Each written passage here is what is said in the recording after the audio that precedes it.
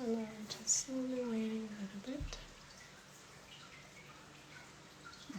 Hopefully it's fast enough for the online. Maybe it's not. Yeah. Oh, it's Yes. on. Hi, I can see you all there. Hi. Hi, everybody. Welcome to another Live with Luciana, Monday with Luciana. And today I have a very special guest here with me, Jingling. Hello. Here. Yes. Hello. We are saying hi together from California, and we are going to talk today about success. I learned a lot from Jingli. She's a very successful woman in the business, in the sport, and helping a lot the equestrian teams to grow in China, which I only have to learn from you. Jing, if you can say some words about this sport in China, how is it growing, what you're developing there, and what can we also have to learn from you? Oh, we're sharing. We share our experience, but I got a great chance, opportunity, founded Longines Beijing Master from year 2011. It was a pleasure to work with all the top riders, the young riders from China, and we watched last 10 years fast growing in equestrian sports in China. It is amazing. Yeah, it's more than amazing what Jing did. She organized a show in the Longines Beijing Masters, the Bird's Nest at the Olympic Stadium in China, and she bring all the top riders there to be together and ride also with the Chinese riders, so that the Chinese riders can learn a lot about good sport, top sport, and learn from us as well. Another thing she did it, which is great, she also created the Longines Academy for the riders, and she also brought me and my team one time to do a very special clinic in China, which I like to share with all of you, which we had a great time. I was working with, can you see? Yes. Children from 10 years old to a lady that was 6 years old. Yes. And they all had chances to learn with the butterfly method and our grow clinic, including a lot of different sports, not only riding. So that the people, after this 5 days immersion, they could feel they were better riders, but they are also better persons because they learn a lot.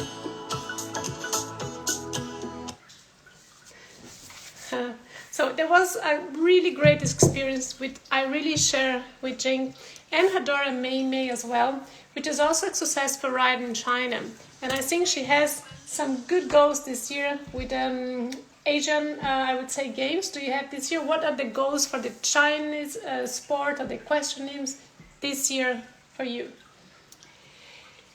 The last 2 years, everybody experienced the COVID situation. It's tough. Hopefully, we can come back this year in fall for the Longines Beijing Master. But as everybody in the sports or even in life, we all have dreams. Yes. And cheer for their success. That's and true. That's the beautiful part of life. This year, gonna have Asian Game in China. Of course, everybody looking forward to be there as a rider. Again, it also depends on the COVID situation, but for sure, it's beautiful for everybody keep their dream, hardworking, and to make the dream becomes true. Absolutely. And why we are here today is to talk about success.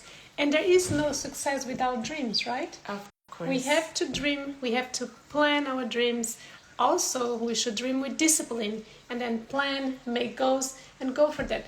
What other shows do you organize in China to make the Longines Beijing Masters so special?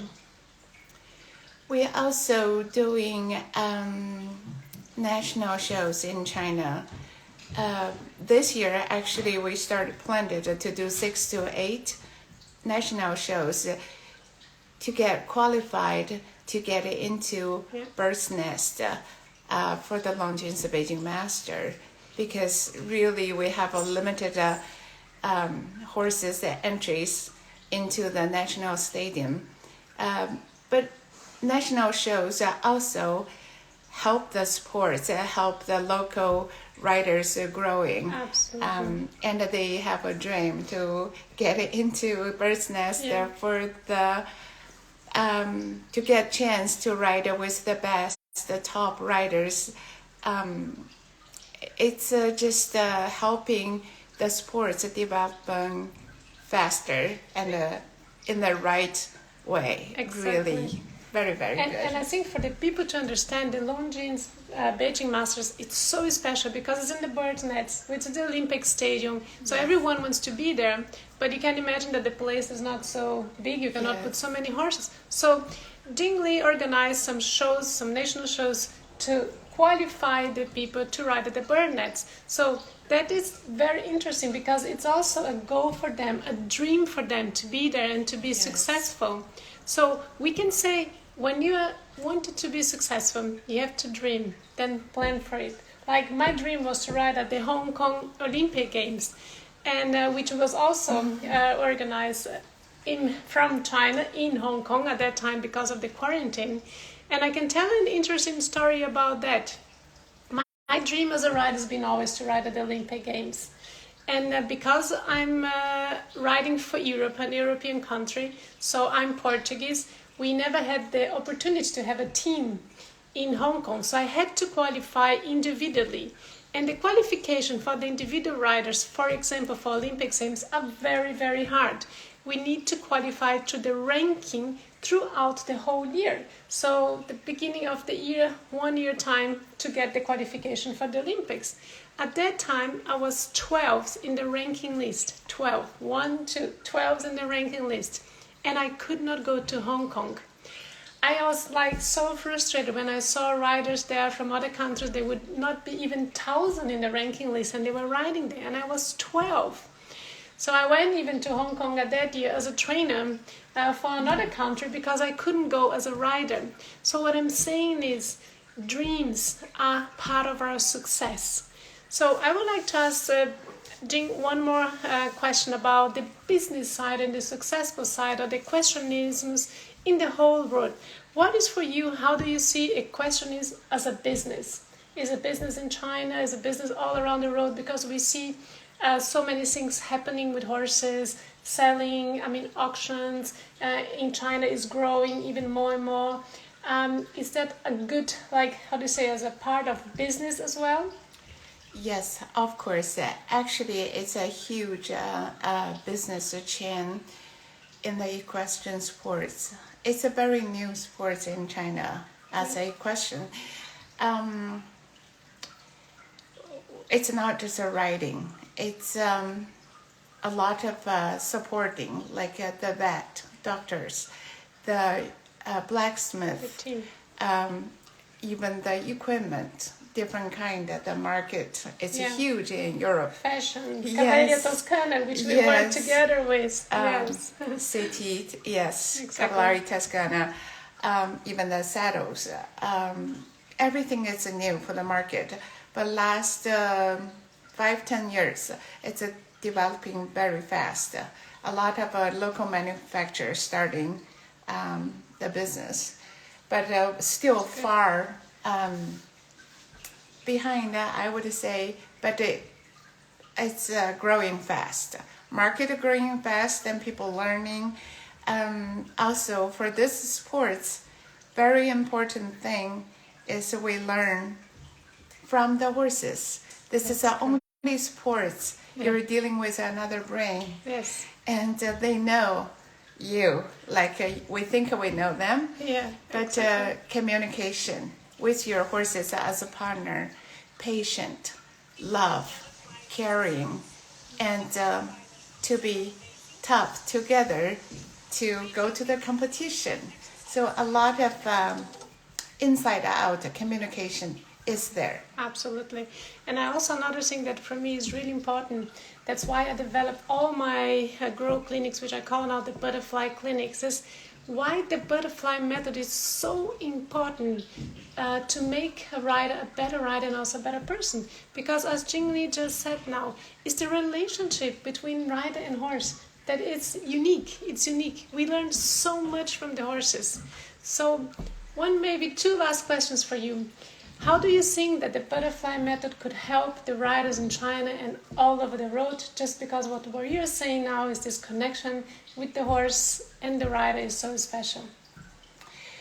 I've been watching your butterfly system. I think it's it's a very simple, but a very deep. This understanding could be different in different states. It's not just for horse riding. I think you're doing for people's life, for coaching from a little girl, like you said, you did a training from 10 years old to 60. Exactly. Yeah. We learn every day, and the basic teaching us in life. Always keep the dream, to be positive, just like Luciana. Always be positive. That's nice. And to be humble, to give our best understanding, loving and caring, and never complaints. Yes. So you already answered my last question to Jing, which be what would be her tips for the young generation? And as she just said now, is to keep the love for the horses, be humble, and enjoy what you're doing. Yes. Have passion for what you're doing. So she answered all these questions beautifully. How do you want to be successful? It's all there. It's your choice, right? Yes. Yeah. And always can make it. Exactly. Keep your dream. Don't give up your dreams. Yeah. Yes. And going very quick back to you, from your questions today, which we asked, what is the success for you, Beatrice? Thank you so much. Just to say happiness is just to feel yourself fulfilled and happy. It's simple as it is. It's like this. Thank you, Beatrice. Heroes is like to learn, smile, and have joy. Pizarro, ride good and love the horses. Yes, keep loving your horses, ride good, improve yourself, work on yourself with the butterfly method, and whatever fits you better, ride with a smile. Nastya, freedom of choice. It's a good, interesting answer. The way it's success for you. Yes, you have choices to do what you want. And finding this fine point to sense of lightness of weight. So exactly, don't make things heavier. Bring lightness on your life. This is also a very good secret for success, right? Enjoy it. We spoke about that yesterday, to do the things with lightness. And yes, and as I see here, all of your questions, thank you so much. Most of them are being happy. Success is being happy with yourself, satisfied with yourself, dream, go for it, have a good plan. So, Jing, it was very nice to be here with you. We are here in California this morning, enjoying a good time with my friend, which I have now the time to spend and give to my friends, my family. Thank you so much. Thank you. It's a pleasure. Yes. It's a pleasure. Thank you. So we say bye to you. See you next Monday. Bye. Bye.